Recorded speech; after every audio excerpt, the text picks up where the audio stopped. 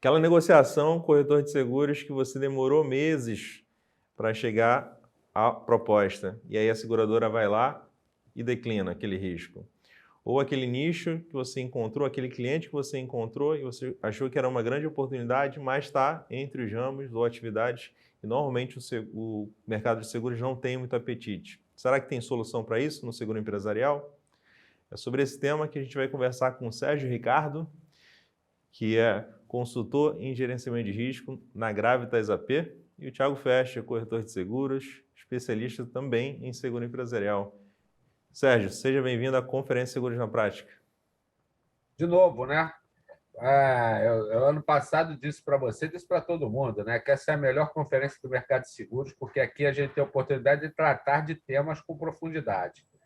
Coisas que em outros lugares, né? Assim, a gente apresentando produto, e ninguém discute absolutamente nada.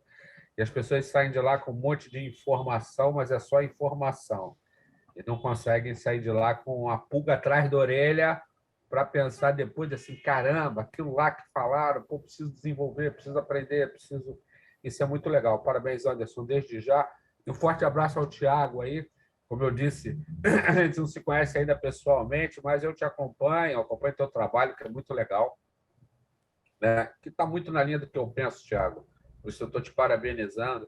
Quem me conhece sabe que eu não jogo palavras fora e não parabenizo ninguém por acaso, né? Porque o teu trabalho tem profundidade, eu acho que isso é muito legal. E aí, Thiago, tudo bem contigo? Porra, meu irmão, eu vou encerrar, né? Porque depois de ser elogiado pelo professor Sérgio, não tem mais muito para onde a gente correr, entendeu? Mas, pô, obrigado aí, é uma honra e eu fico muito feliz que aquele pouco que eu tento falar realmente tem feito sentido. Parabenizar aí Seguros na Prática mais uma vez, estamos presentes na conferência, que faço das palavras do professor Sérgio as minhas, uma conferência muito interessante, uma conferência que não tem amarra, que vai atrás de conteúdo. Então, parabéns, Anderson, parabéns, Seguros na Prática, e toda a galera que está atrás das câmeras aí, Caleb, Marina, Dani, um abraço para todo mundo aí. Vamos falar desse tema que eu gosto. Valeu, Thiago, vamos embora. E se você já foi aluno aí de algum desses caras aqui, ambos são professores aí, comenta aí, manda um abraço aí para esses professores aí que já estão há anos aí dando aula, formando Quem não foi ainda corretores. será. Será, com certeza, isso aí. Ainda tem oportunidade. Todos ainda estão na ativa, ainda tem muito a ensinar. Mas, gente, vamos entrar no nosso tema aqui, que é encontrar, se é que tem, né? Ou mais próximo disso, uma solução para quando o corretor lida com risco que normalmente não é bem aceito pelas seguradoras, pelo mercado segurador, ou quando chega efetivamente a uma proposta, a seguradora acaba recusando por algumas determinadas situações, e a gente vai falar de alguns exemplos. Como bem o Sérgio falou, aqui a gente trata o assunto na prática mesmo. Então, com exemplos, falando da forma que acontece real mesmo. Não trabalhamos conceito, mas a gente tenta sempre trazer isso para o mundo real. Mas, assim, para a gente entrar nesse tema, Sérgio, você que já passou por grandes empresas, mas já teve que lidar também com riscos de um escritório, por conta dos seus clientes aí. Tem solução? Ou é mais um estigma mesmo do corretor, do mercado? Tem solução para a gente tratar esses riscos assim mais difíceis de aceitação? Anderson, sabe que quando eu entrei no mercado de seguro, de seguros, né? Assim, você conhece um pouquinho da minha história, já te contei, acho que o pessoal conhece, né? Eu sou um cara de engenharia, vim do mercado de engenharia, consultoria em engenharia, petróleo, né, etc. E num belo dia me vi no mercado de seguros, né? E assim, eu vim para o mercado de seguro para tratar de risco, e não de seguros. E aí o tempo vai passando assim, o cara de incêndio não está mais, entrega lá para o cara de risco. O cara de RD não está mais, entrega lá para o cara de risco. E assim, eu costumo dizer que eu fui aprendendo seguros, né? Quando eu, enfim, executava coisa de risco, né? E isso é interessante, é um caminho diferente, né? Porque você acaba tratando o seguro da forma como ele realmente tem que ser tratado. O seguro é uma das soluções para a gestão de risco, ou para tratamento de risco, para ser mais específico. tem várias outras. E a mentira que me contaram lá no início foi que para todo seguro há um preço, né? O que não é verdade, né? Para alguns seguros há um preço e para outros seguros nem preço adianta ter, porque simplesmente não dá para subscrever. Naquela época, 1992, quando eu entrei no mercado, a gente vivia um mercado tarifado, né? E a gente tinha um ressegurador monopolista. Então, basicamente, se garantia que tudo podia ser segurado, exceto algumas poucas atividades lá, que dentro das 13 classes de ocupação na antiga tarifa de incêndio do Brasil, estavam lá na 10ª, 11ª, 13ª. Só para o pessoal se situar, a 13ª é a fábrica de fogos de artifício. E o tempo foi passando, e exatamente agora, os últimos 2 anos, praticamente, no último ano, de uma forma mais veemente, nós vivemos um momento em que as seguradoras passaram efetivamente, eu até escrevi sobre isso no outro dia, né? Em 1992, as seguradoras escreveram uma carta, né, aos órgãos reguladores dizendo que elas gostariam de fazer as suas próprias tarifas, né? Elas fizeram isso mais ou menos, né, ao longo desse tempo. São quase 30 anos. E agora, finalmente, a SUSEP disse para todo mundo, disse, olha, eu não quero mais estabelecer os padrões, vocês vão cuidar dos seus próprios padrões. E, neste momento, a gente está vendo um momento de retração, tanto por conta, né, dos prejuízos internacionais do mercado de seguros, né, vindos aí com a pandemia, etc. A gente vive aí o que a gente chama de mercado hard, tanto porque, com essa liberdade e a falta de padrão, a grande maioria das seguradoras do Brasil não sabe o que fazer. Na prática, né, assim, os grandes seguradores nacionais foram embora, venderam o negócio. Os seguradores internacionais que estão no Brasil querem ter lucro, para fazer lucro aqui, para pagar o prejuízo lá fora.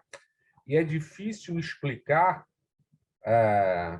para o mercado internacional a que pertencem que a atividade no Brasil pode dar algum tipo de prejuízo. Então, assim, a gente vive um momento muito difícil no mercado. Eu comentava com vocês aqui um pouco antes da live, dizendo para vocês que não é um nem dois, há vários segurados importantes sem seguro nesse momento. Simplesmente as seguradoras declinaram os riscos aí há 1 ano, 1 ano e meio, e os caras estão lutando aí, usando as mesmas práticas do passado para tentar conseguir contratar seguro. E a má notícia é que não vão conseguir, né? Por que não vão conseguir? Porque na base não gerem os seus riscos, né? Então, assim, nós estamos começando a escrever, eu diria, finalmente, uma nova forma de olhar para tudo isso. O risco, a gestão de risco, precede o seguro. É necessário que o risco seja gerido mesmo. E eu, com certeza o Anderson já me viu, já leu coisas que eu escrevi sobre o assunto, né? Assim, cuidado. A função de gerir risco é da empresa. O corretor de seguros, ele é o cara da tradução daquilo que a empresa fez para o mercado de seguros. Ele traduz, aspas, para o segurez aqueles esforços de gestão de risco que a empresa faz e leva para o mercado, para tentar conseguir a transferência do risco. Mas também tem um papel importante para apontar o dedo. Dizer, olha, né, e o Tiago já falou sobre isso, que eu também já ouvi, disse, olha, se você não atuar efetivamente aqui sobre a gestão desse risco, pode ser que ano que vem você não tenha seguro. E o mercado não queira fazer o seu seguro. E não adianta mais, só para encerrar aqui esse ponto, você ficar migrando, tentando achar outro corretor para fazer, outra seguradora, porque o mercado não vai fazer, né? Então, a gente vive um momento que eu diria que, se de um lado ele pode causar algum medo, talvez, no corretor de seguros, não há oportunidade melhor para trabalhar no mercado, desde que a pessoa se capacite para tal. Então, assim, solução para os riscos, sempre é atuar sobre eles, né? E seguro é uma das ferramentas para você fazer isso, a ferramenta de proteção financeira. Agora, Thiago, eu gosto muito da visão que tu compartilha, que você tem sobre o papel do corretor de seguros, até na questão da gestão do risco, na gestão de seguros mesmo, que é o principal papel dele. E eu queria que tu compartilhasse um pouquinho disso. Até onde vai aí, vamos dizer assim, a atuação do corretor de seguros na gestão de risco, né? Qual é o papel? Não é nem até onde vai. O Sérgio vai até me corrigir. Mas qual é o papel que ele tem a desempenhar ou que ele pode, se ele mais preparado, né, ele pode ir, né, dar espaço aí nessa direção.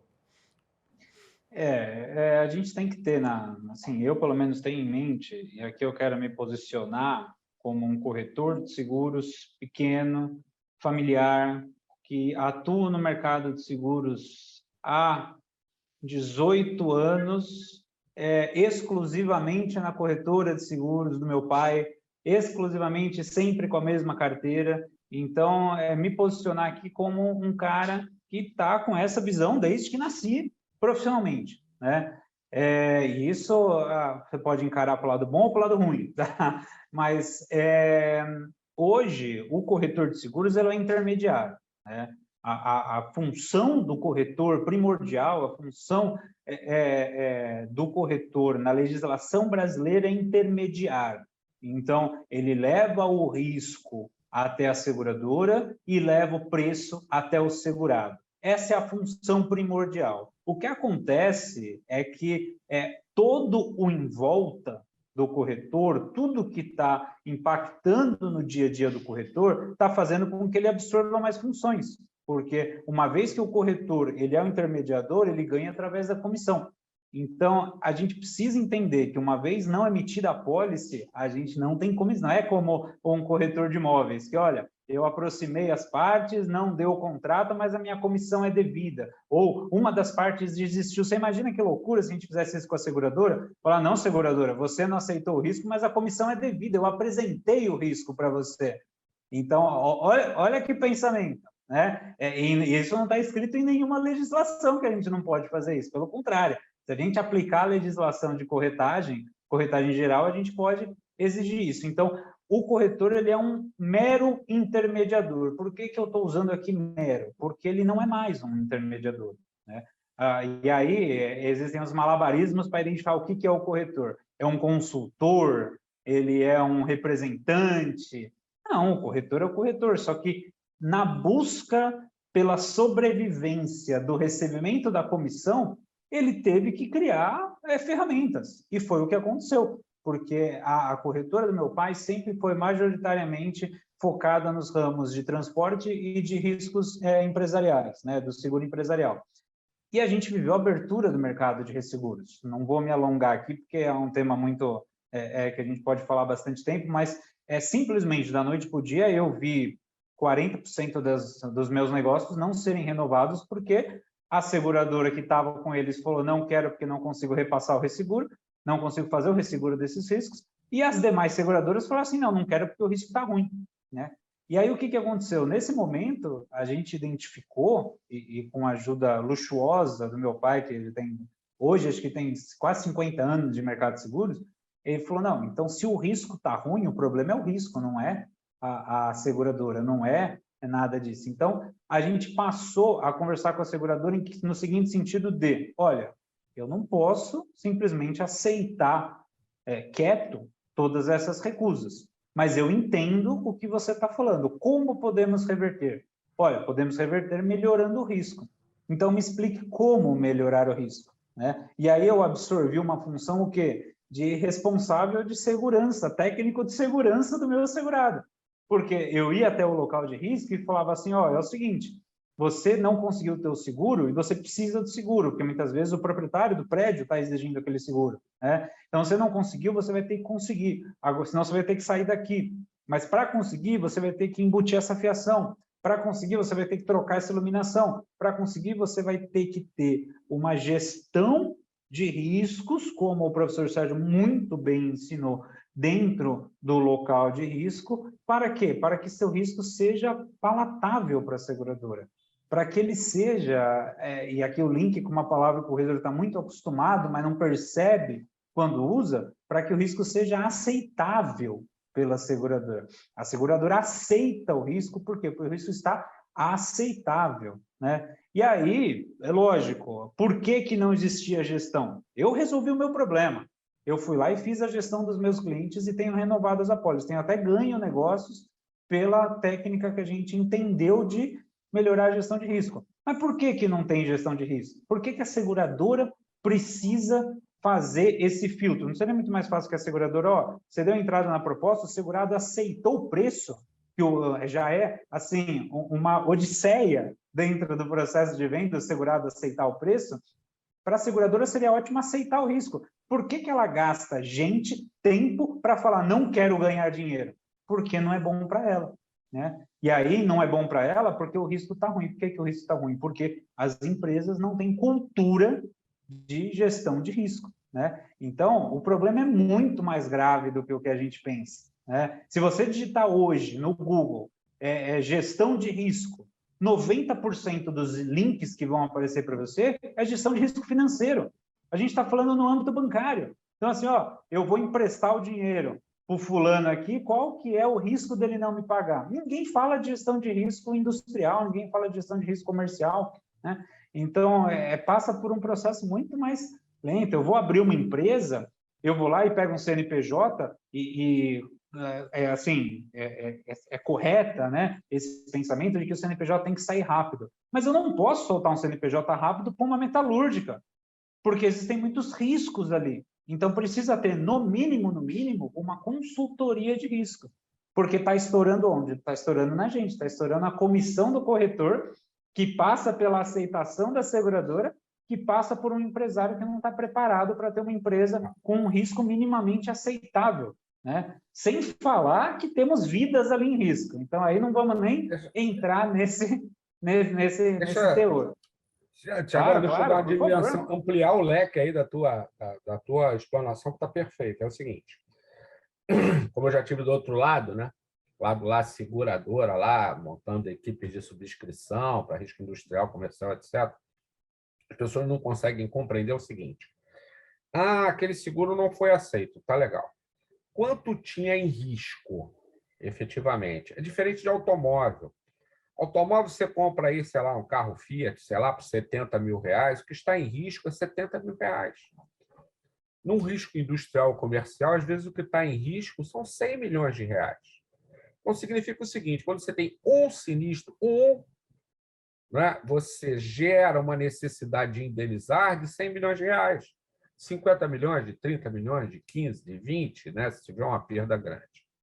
Bom, então significa dizer o seguinte: a carteira de uma seguradora, o tempo todo, está em risco por conta de um evento. Ou pode estar em risco por conta de um evento. Ela tem que garantir, ao mesmo tempo, né, que ela tem uma seleção de riscos conveniente dentro do seu próprio guideline de subscrição e que ela consiga arrecadar prêmios para fazer frente aos eventuais sinistros acidentais que podem acontecer. Mas, só para a gente lembrar, e a gente cansa de ver isso aí, né? E as pessoas me ligam para tentar entender o que aconteceu e eu, evidentemente, não respondo quando sinistros ocorrem de madrugada, quando, teoricamente, a empresa está parada, sinistros ocorrem no final de semana, sinistros ocorrem em situações que você tem que pensar duas vezes antes até de escrever sobre o assunto, a gente que escreve sobre o assunto, né, para não colocar lá o que a gente acha realmente que pode estar acontecendo. E, né, as seguradoras passaram do tempo da inspeção de risco. Não é mais aquela inspeção de risco que vai lá para dizer se a fiação, se não sei o que, já era. Isso não é mais. As seguradoras, por conta do guideline dos resseguradores, elas querem saber se existe uma política de gestão de riscos publicada, se as pessoas dentro da empresa estão treinadas em gestão de risco, se elas sabem fazer risk assessment, ou seja, identificação, análise e avaliação de riscos, se existe uma matriz de consolidação de riscos que as pessoas utilizam no dia a dia e se os principais eventos de risco fazem parte de um mapa de riscos. Como é o processo de resposta a risco e como são os controles, como é que os riscos são monitorados e as ações de resposta são monitoradas. Como é que a empresa trata incidentes, acidentes e sinistros? São 3 coisas diferentes. Não é? Qual é a meta de longo prazo para risco? Como funcionam os programas de loss prevention em todas as áreas? Você trabalha muito com transporte, sabe disso, né? Assim, como é que esse transportador está sendo, o motorista, etc., está sendo trabalhado ao longo do tempo para que não tenha acidentes, por exemplo, né? Sei lá, só para dar um exemplo aqui, que me veio na cabeça, a Coca-Cola, um distribuidor da Coca-Cola há 10 anos, fazia palestra para a mulher do motorista, para saber se escuta, quando ele está com o carro dele, como é que ele dirige? Com a mão na buzina, nervoso e tal, não sei o quê. Isso tem a ver com como ele dirige o caminhão da empresa. Não é? Isso faz parte de uma coisa chamada gerir riscos. As empresas hoje, por conta até do custo do seguro, elas começam a avaliar, participar, as empresas que fazem gestão de risco, participar e constituir um fundo interno para bancar franquia, elevar o nível de franquia, ter um fundo para isso, né, e se garantindo no seu programa de gestão de risco. Esse programa de gestão de risco tem a ver também com o guarda-chuva, onde estão várias outras coisas. Estão lá a gestão de riscos de ESG, como estratégia corporativa, né? Ou ASG, aquelas 3 letrinhas que estão começando a mover o mundo. Uma empresa não recebe investimento se não comprovar que tem estratégias lá que cuidem do social, do ambiental e da própria governança. Como funciona o programa de continuidade de negócio com todos os seus planos, plano de ação de emergência, plano de continuidade de negócio, plano de resposta à crise e vários outros.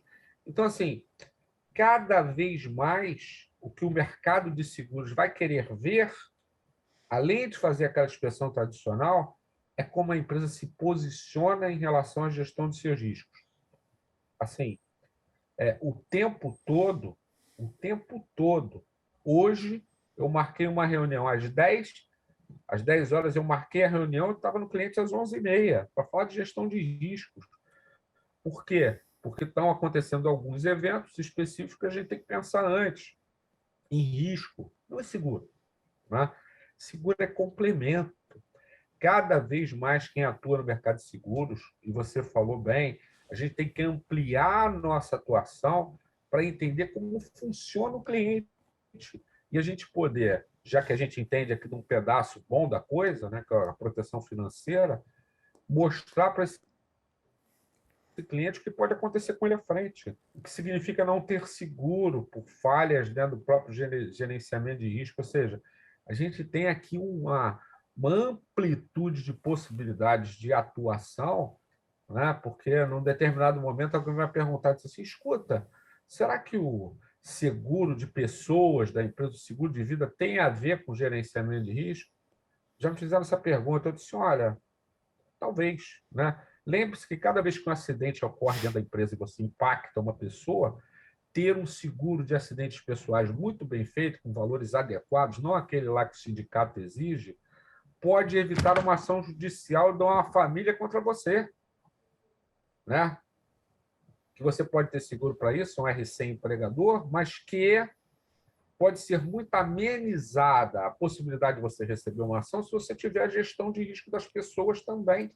Faz parte do negócio. Isso vale para plano de saúde, isso vale para tudo que você fizer. Então, assim, a gente está num mundo, como eu falei aqui, Tiagão, de oportunidade, realmente oportunidade. Apesar dessa, aspas, crise de colocação de riscos aí, também é uma oportunidade para os corretores de seguros começarem a se especializar mais. Eu não tenho outro jeito para fazer isso a não ser treinamento, capacitação, etc. Esquecer um pouco o produto e começar a pensar, né, em risco, porque sobreviverá à frente quem tem capacidade para isso. Não tenho a menor dúvida. Não é? Eu, sinceramente, quando sou chamado para eventos O pessoal vai me apresentar um novo produto e tal, não sei o que. Você pode dar para me mandar a apresentação? Eu não vou. Eu vou para evento que a gente tem discussão aqui como essa aqui. Né? É isso. Agora, Thiago, o Sérgio falando aí das situações, explanando aí, eu lembrei que várias vezes a gente já conversou de alguns exemplos que tu deu sobre o cliente que acabou tendo a recusa, né? Tendo risco não aceito ali pela seguradora, e você foi lá e tratou. E eu lembrei aqui de uma situação também, não é de seguro empresarial, mas eu lembro que eu tive que lidar em determinado momento com um seguro de equipamento que era operado pelo pessoal de telecom, instalação de TV a cabo aqui no Rio de Janeiro. E aí não era só o equipamento que era roubado, era o carro também que o pessoal andava, era o carro e às vezes o equipamento estava dentro. E aí eu deparei com um que falou assim, olha, a gente tem aqui 50 prestadores de serviços, ninguém tem seguro, porque, tipo, tinha esse costume, já tinha essa cultura de dizer, não aceitam esse seguro desse tipo de equipamento aqui, e foi propagando isso, talvez em algum momento algum corretor não teve a iniciativa de entender como colocar esse risco, e eu estava começando. E aí eu acho que muitos corretores de seguro empresarial acabam tendo que lidar com esses riscos mais difíceis quando estão começando, até por não entender, e acaba vindo parar na mão dele. Mas o que eu fiz? Eu entendi, beleza, vou pesquisar no mercado, entendi a necessidade ali, entendi que o equipamento tinha que estar coberto mesmo quando não tinha ninguém no veículo, e fui ver no mercado quem ofereceria. Tinha a seguradora vermelhinha, tinha seguradora azul, tinha uma outra vermelhinha.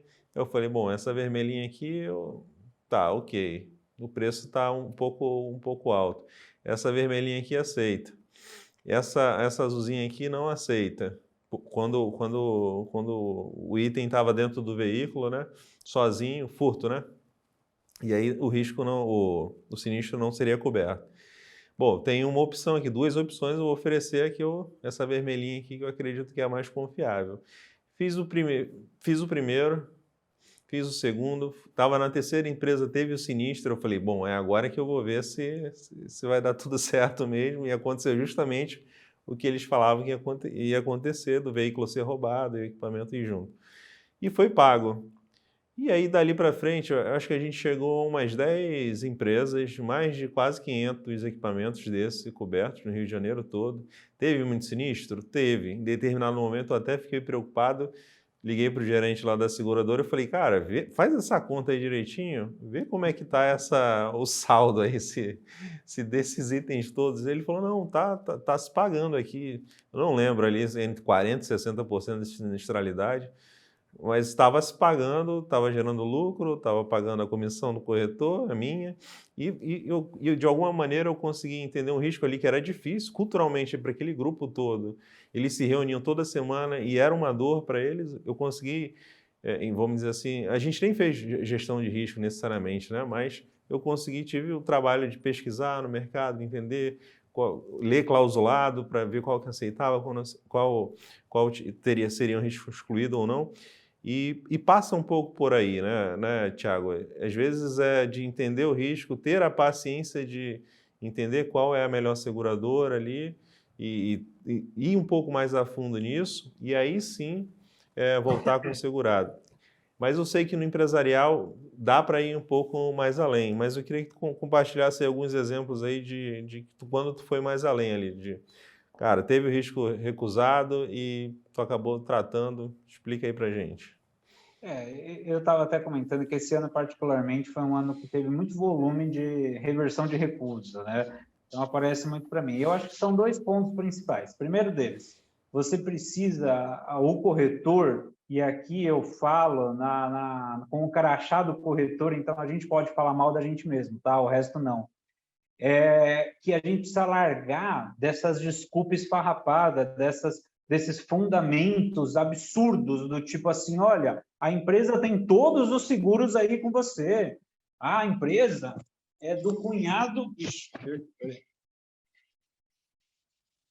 Voltou. A empresa é do cunhado do meu irmão, de não sei o quê. A empresa nunca pegou fogo. Gente, ponham uma coisa na sua cabeça. Você paga um seguro de uma empresa que tem um VR aí, um valor em risco determinado de 5 milhões. Você paga 50 mil, 60 mil, porque não pega fogo toda hora em qualquer empresa.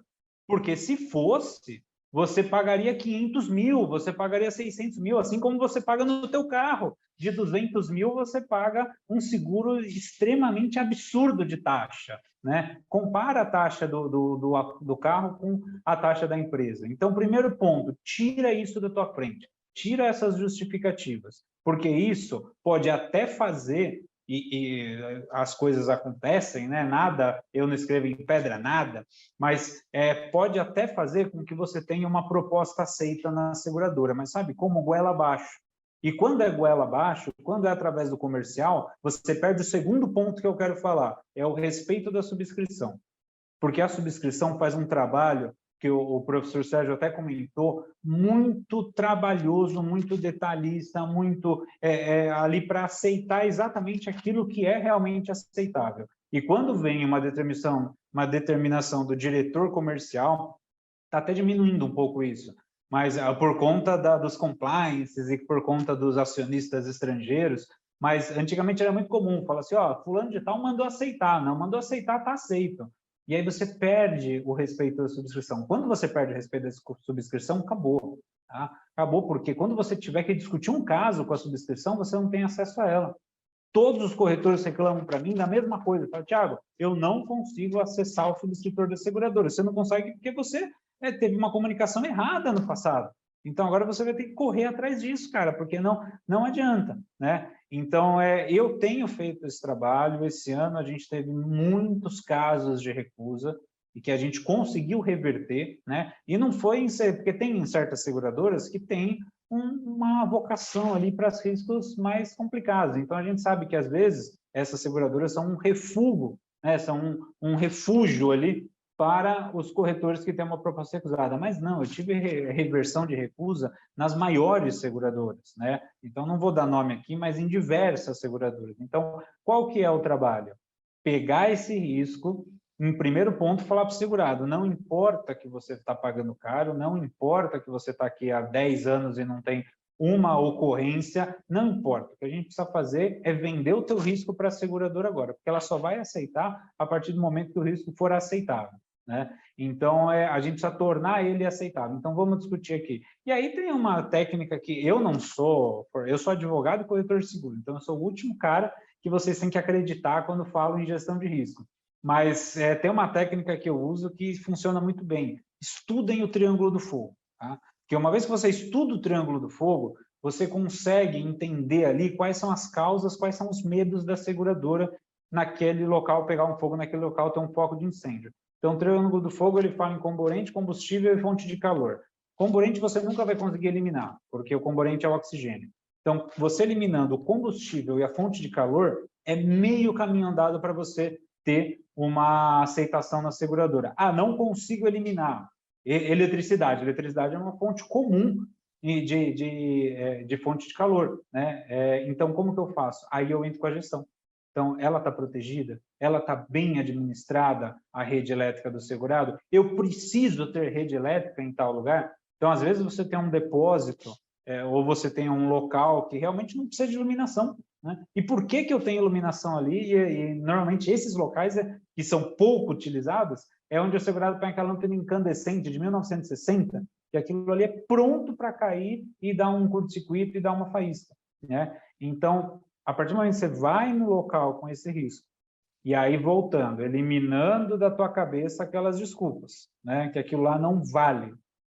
Assim, falando português, claro, a seguradora está pouco se lixando quem que é o segurado. Ela está olhando o risco, né? Então, tirando isso da tua cabeça e fazendo uma análise do Triângulo do Fogo, das fontes de calor, da carga de incêndio dentro do local, da quantidade de combustível. Combustível não é gasolina, tá? Papelão é combustível. Tudo aquilo que consome no fogo é um combustível, né? Então, fazendo esse trabalho, levando para a subscrição, olha, eu fiz tais trabalhos, você tem acesso à subscrição. A subscrição quer isso, porque é aquilo que eu falei no começo.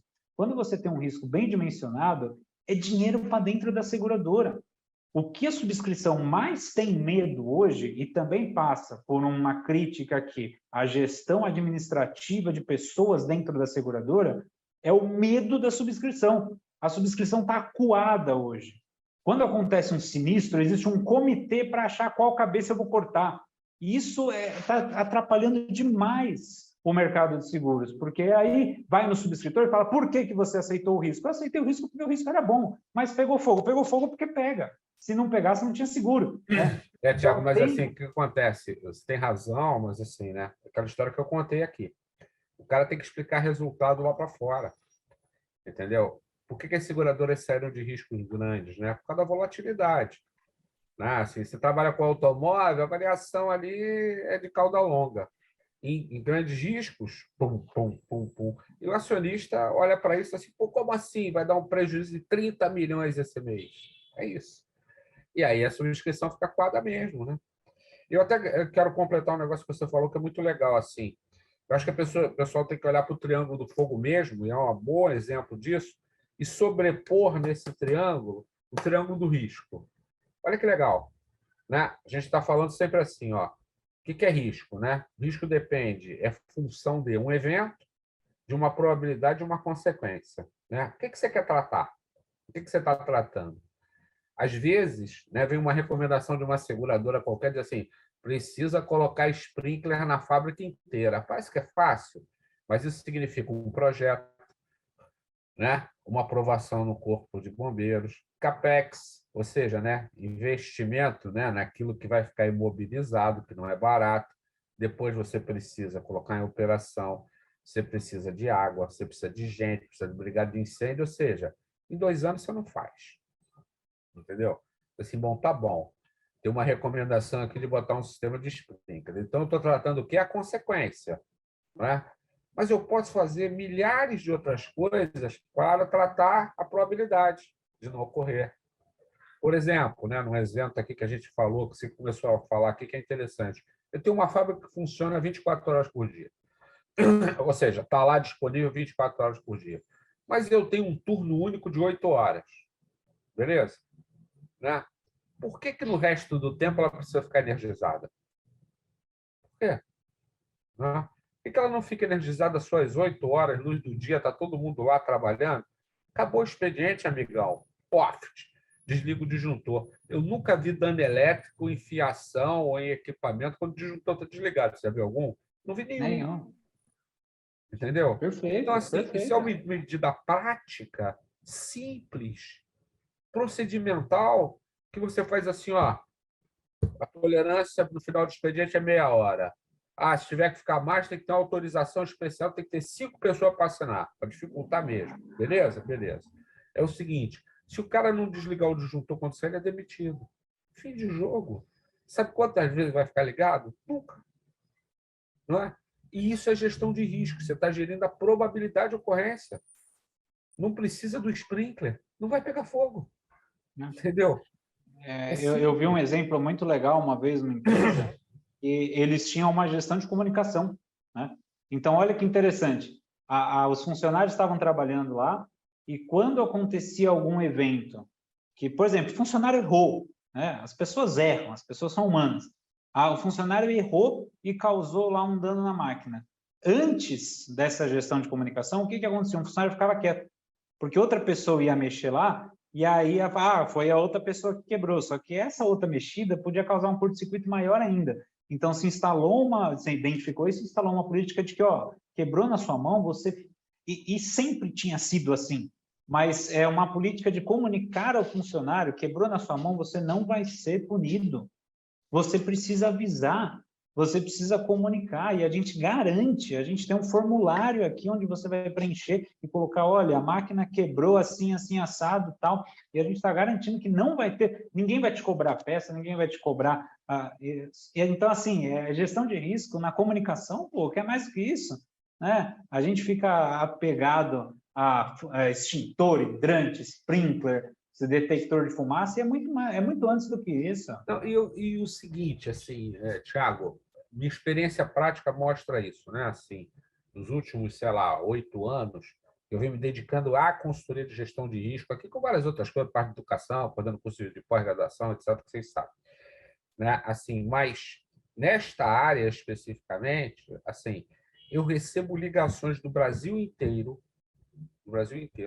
de corretores de seguros e de empresas pedindo ajuda para implantar programas de gestão de risco. Por quê? Ou já estão sem seguro, né? Ou já sentiram que vão ficar sem. E aí é o seguinte, quando o cara acorda, ele tem que fazer um investimento de R$ 500 mil, entendeu? Porque é doloroso, o cara não consegue fazer. Os que já perceberam isso, e que o mercado está cada vez mais hard, mais exigente, os inspetores próprios de seguradoras estão voltando, né? Porque a subscrição quer que alguém da empresa vá lá enxergar o risco, que conhece os guidelines de subscrição e sabe onde é que está apertando o calo. Profissionais de inspeção de primeiro nível não estão trabalhando mais para a seguradora, estão trabalhando para a corretora de seguros, estão trabalhando para o segurado. Um amigo foi meu aluno, né, de curso de gestão de risco em seguro, já fez uns 3 ou 4, me mandou uma mensagem hoje pelo WhatsApp, né, dizendo assim: Serginho esteve aqui comigo a semana toda. Ele vai, se estiver vendo a palestra aqui, vai se identificar, né? É dizer assim, pô, como o cara fala, é um inspetor de risco que eu indiquei para ele. Aí eu assim, pois é, mas esse desse tanto fala é que ele vai pegando todas as informações que vão subsidiar um belíssimo relatório depois. Porque não é ir lá só olhar se o quadro está bonitinho, é saber como é que a pessoa mantém o quadro. E essa informação vem aqui, ó, no bate-papo, na cervejinha depois, não sei o quê, porque isso é importante. As pessoas que estão no mercado, de novo, têm uma tremenda oportunidade na mão. E é o seguinte, não é vergonha pedir ajuda. Nós temos um mercado muito orgulhoso, Thiago, muito orgulhoso. As pessoas acham que sabem tudo. E assim, não é vergonha pedir ajuda, né? As coisas têm que ser colaborativas. Eu não entendo absolutamente nada de mineração, nada. Fiz 2 projetos de mineração na vida no setorzinho. Se eu tiver que fazer alguma coisa de mineração, vou procurar quem tem de mineração. O cara vai trabalhar numa planta de amônia, o cara tem que pegar um cara que entende de amônia, entendeu? O cara vai, corretor de seguro, vai subscrever um seguro de uma área que não entende nada, ele tem que pedir ajuda a alguém que entende, né? E compartilhar informação, trocar informação, ver quem pode efetivamente ser parceiro, porque amanhã vai ter um outro negócio que ele entende, que a outra pessoa não entende, que vai ajudar a fazer.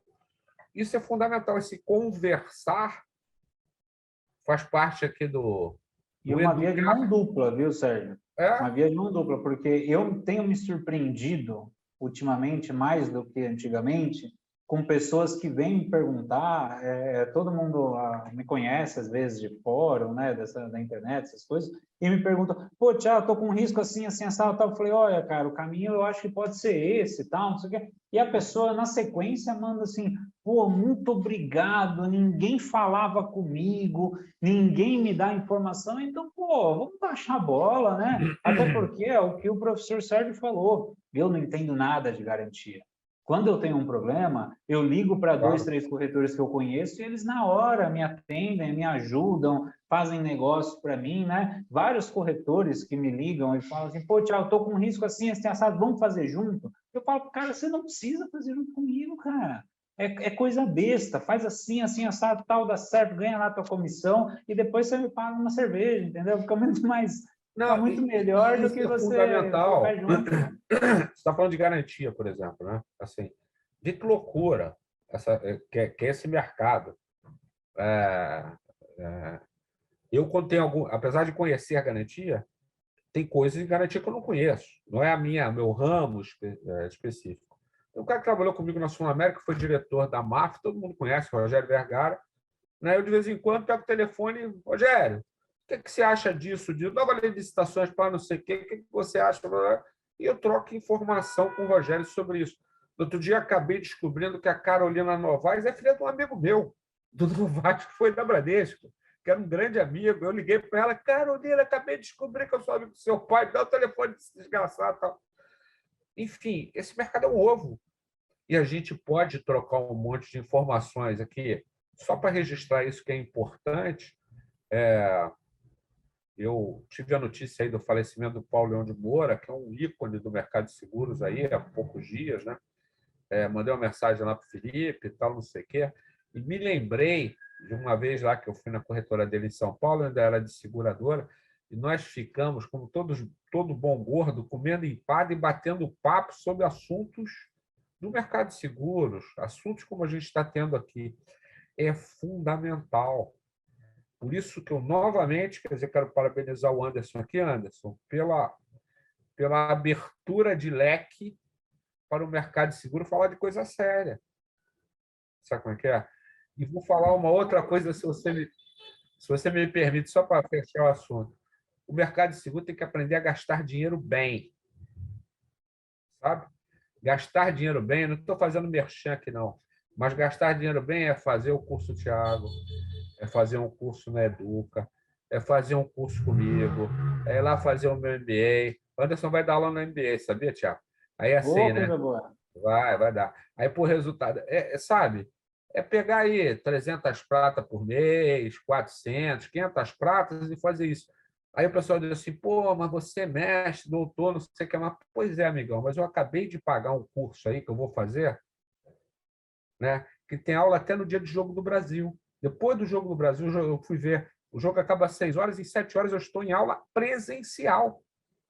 Tá certo? E vai até 20 de dezembro. Sobre um assunto, né, que, pô, assim, que eu não domino e eu quero dominar.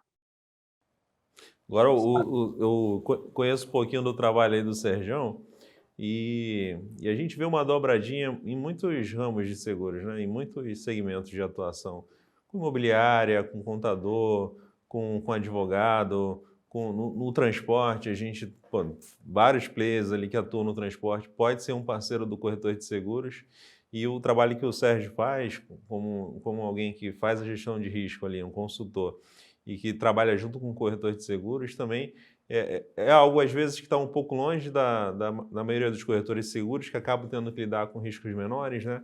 Mas é para o corretor que vai avançar, né, no seguro empresarial, vai pegar cada vez riscos mais complexos, e é natural, né? Você começa ali e você acaba se tornando referência, vai vindo os riscos mais complexos, você vai acabar tendo que se relacionar com outros profissionais. Então, corretor de seguros, você que está querendo atuar e avançar no seguro empresarial, esse é um caminho aí que você vai, querendo ou não, esbarrar. Vai encontrar um Serjão aí em alguma empresa, ou uma equipe, ou uma equipe interna, externa, ou um consultor, você vai começar a lidar com isso. Então, é muito legal você começar a entender um pouco mais desse mundo, porque pode ser que você tenha o conhecimento mínimo ali para atuar numa pequena, numa média empresa, como o Thiago, por exemplo, atua, até as grandes, mas querendo ou não, você vai começar a se relacionar com esse público. E aí, pensando nisso, pessoal, para a gente caminhar aqui para o final, para o corretor que quer avançar um pouquinho mais o conhecimento dele, não estou falando se tornar um consultor em gerenciamento de risco, vai que ele queira mudar de profissão, pode acontecer, mas o mínimo necessário para ele entender, começar a entender desse universo, para aprender a vender melhor, para conseguir enxergar a oportunidade, diminuir os riscos, a possibilidade, né, de recurso ou aumentar a quantidade de reversão. Sérgio, para onde o corretor olha, o que ele tem que olhar ali para ele começar a entender um pouquinho mais desse universo de gerenciamento de risco? Olha só, Anderson, assim, né? Você sabe disso, eu tenho uma trajetória longa na educação, né? É a coisa que eu mais gosto do mundo é a educação. Eu faço... Às vezes puxam minha orelha aqui por eu fazer muita coisa que eu deveria cobrar e não cobro, porque eu acho que a gente tem que deixar legado realmente no mercado, né? Eu escrevi um livro sobre gerenciamento de risco e transferência em seguros lá, que está na Amazon para quem quiser ler. Enfim, tem pelo menos uns 2 ou 3 aqui que eu vou escrevendo ao mesmo tempo, aqui não sai. Mas eu fui responsável por MBAs desde que eu me entendo por gente nesse mercado. Eu comecei lá na Veiga de Almeida, rodamos 5 turmas lá, depois fui responsável pelos MBAs da Funezeg, né? Rodamos 10 turmas lá, primeiro uma parceria com a UF, depois pela própria escola. E hoje eu tenho uma parceria com a Católica de Petrópolis. Todos os cursos, você sabe, né, são MBAs online. E o mais legal disso, dessa história, é assim, eu estou me convencendo que eu consigo fazer com que as pessoas surfem nas minhas ondas, né? Então, por exemplo, né, o pró-reitor fala para mim assim: inventa o que você quiser e faz, bota o preço aí, entendeu? E o meu preço aí sempre é o preço que o mercado de seguro pode pagar. Sabe como é que é? É assim, eu olho muito para o corretor e digo assim: quanto esse cara consegue pagar para fazer uma coisa de excelência, né? E isso foi o que aconteceu no MBA Saúde Suplementar, que existe desde 2017, né? E as pessoas podem entrar todo mês, porque não tem pré-requisito, sabe, entre as disciplinas. O cara faz o ciclo dele. Isso acontece, fala só do mercado de seguro, tem outros, né? Isso acontece no MBA Seguros, que a gente acabou de lançar, tem um mês, né? Já começou, e tem uma nova entrada agora no final do mês por R$ 273 por mês, que é nada, nada, né? Da mesma forma, não tem pré-requisito e cada um vai fazendo o seu ciclo, né? E no MBA mais direcionado para quem trabalha em operadoras, que é o MBA de gestão de operadores de planos de saúde odontológicos. Aí eu até digo assim, né? Faz o MBA em saúde suplementar e quem for de operadora depois faz o MBA em gestão de operadoras, né? E vem por aí ano que vem um MBA em direito, já está aprovado pela universidade, já está no site, lá se entrar lá no www.iptec.com.br, né? E falar cursos à distância, online, ao vivo. Ele já está listado lá na aba, tem uma abinha lá, seguros, né? Ele já está lá, que é um MBA de gestão, MBA de direito do seguro, resseguro e saúde suplementar, porque assim, eu acho que essa área tem que ter um tratamento específico, né? Só com advogados do mercado, eu condei gente assim de primeira linha para isso. Então, no MBA Seguros, o Anderson estará lá cuidando da prospecção de clientes, né? Que é a disciplina do Anderson lá falando do assunto, né? Nos próximos projetos, o Thiago vai vir junto, né? Só não veio, Thiago, até para te dizer, porque eu estava com o projeto pronto desde lá de trás, senão você já estaria também com transporte, né? Nesse MBA. Está o Ricardinho Armon, que é fera também, você conhece. E, assim, e pelo preço que as pessoas podem pagar, entendeu, Anderson?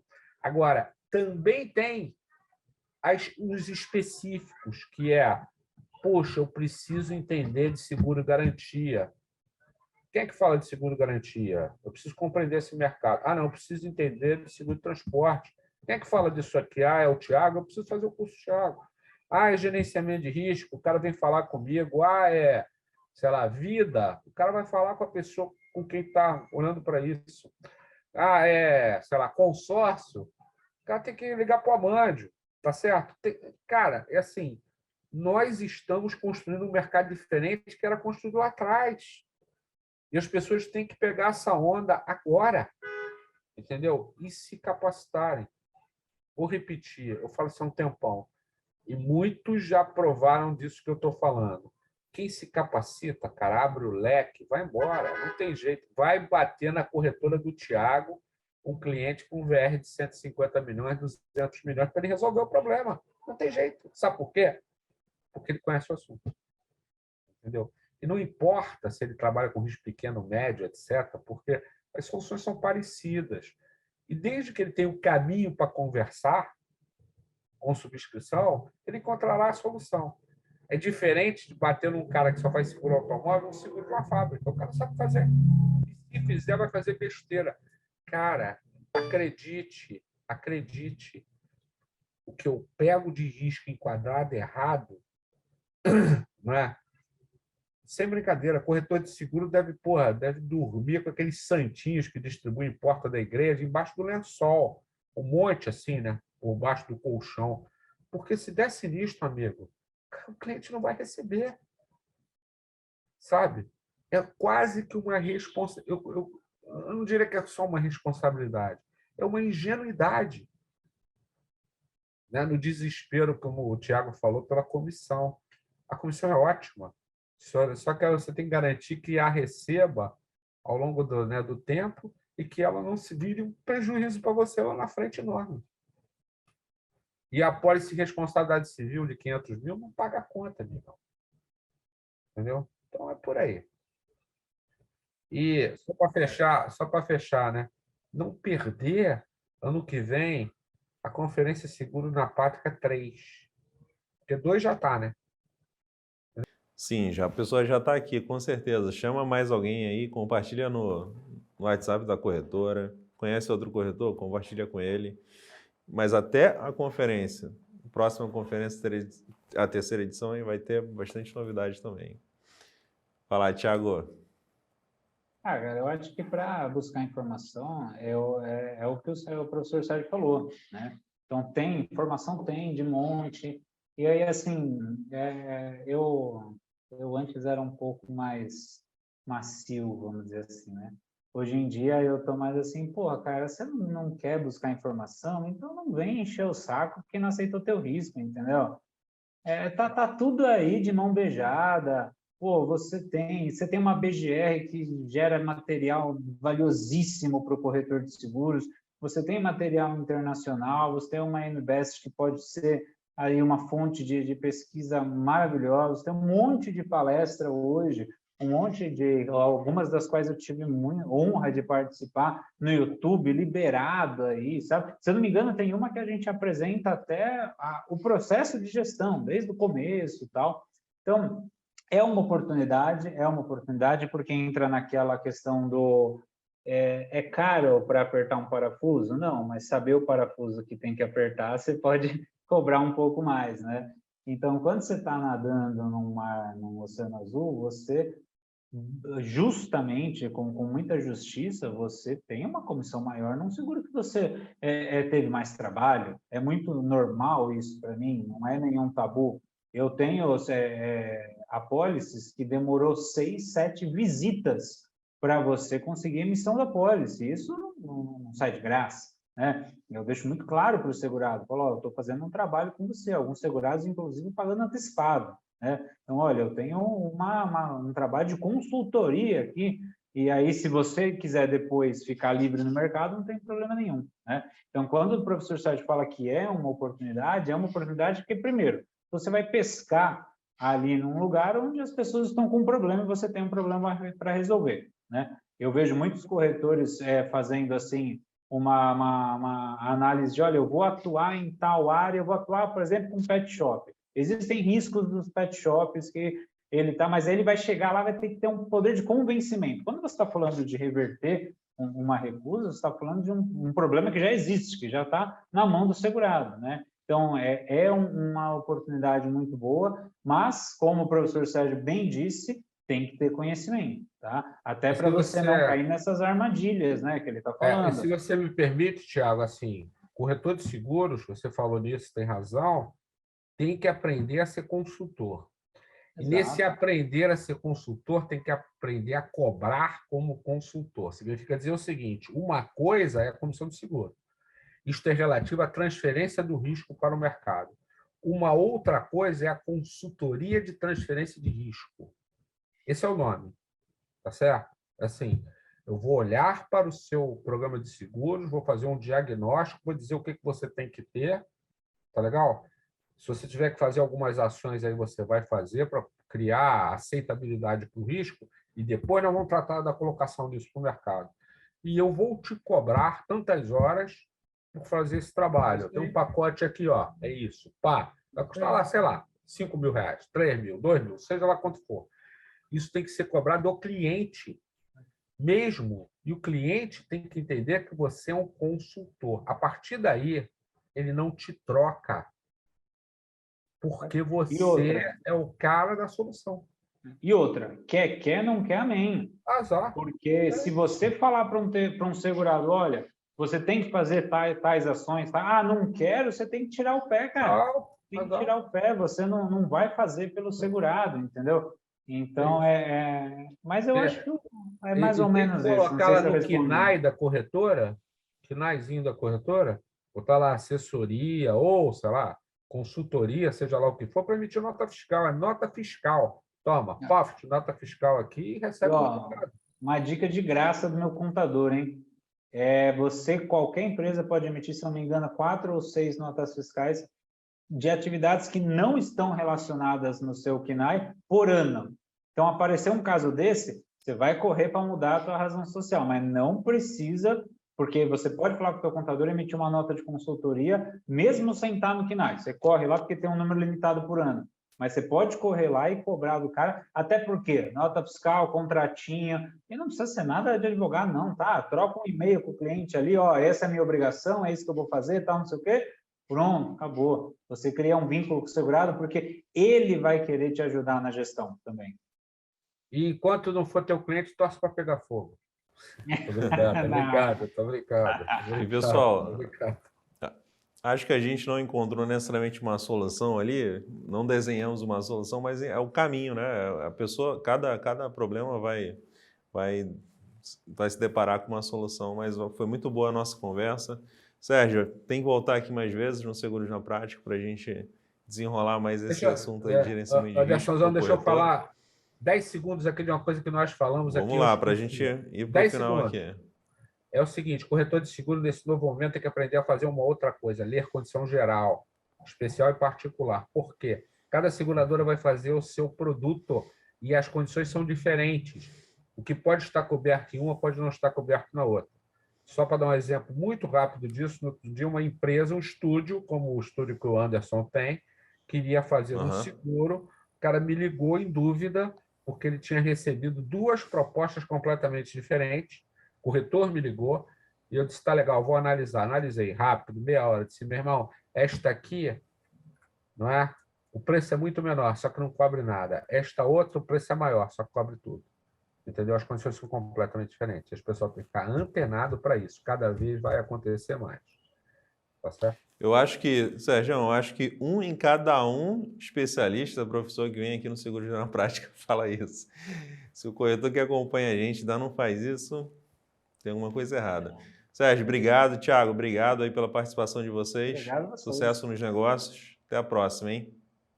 Valeu. Sucesso, gente. Um abraço. Um abraço, Anderson. Um abraço, Thiago. E aí, corretor, viu? Tem oportunidade, tem solução aí no Seguro Empresarial. A gente já volta, continue aí acompanhando os conteúdos da Conferência Seguros na Prática. Ainda tem muita coisa por aqui. Até a próxima.